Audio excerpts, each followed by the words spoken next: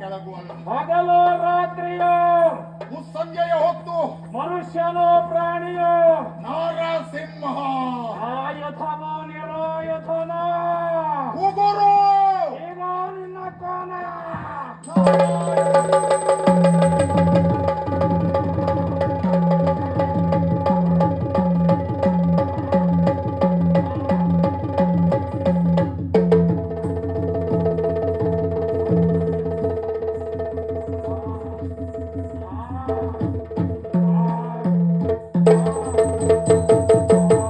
ತಾಯಿ ಸರಸದಲಲೋಚನ ತಾಯಿ ಸರಸದಲಲೋಚನ ತಾಯಿ ತಾಯಿ ನಿರಾಜ್ಯತಾಕ್ಯ ವಾಹನ ತಾಯಿ ನಿಗಮನುದ ತಾಯಿ ಬಮನ ಬಿದ ತಾಯಿ ನಿತ್ಯಾನಂದ ತಾಯಿ ಗೋವಿಂದ ತಾಯಿ ತಾಯಿ ಸರಸದಲಲೋಚನ.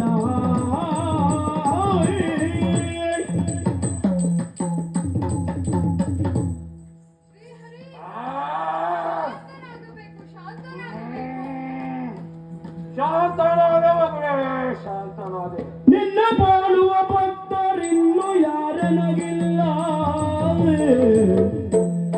ನಿನ್ನ ಪೋಲುವ ಭಕ್ತರಿನ್ನು ಎನಗ್ಯಾರಿಲ್ಲ. ನನ್ನ ಕೇಳೆನ್ನ ಕೊರಳಾಣೆ, ಓ ನನ್ನ ಕೇಳೆನ್ನ ಕೊರಳಾಣೆ. ಸನ್ನುತನೆ ಪೇಳನನು ಕೇಳುತ್ತಲಾಗ, ಸನ್ನುತನೆ ಪೇಳನನು ಕೇಳುತ್ತಲಾಗ ಚೆನ್ನಿಗಳು ನಿಂತೆಂದ ನೊಡನೆ.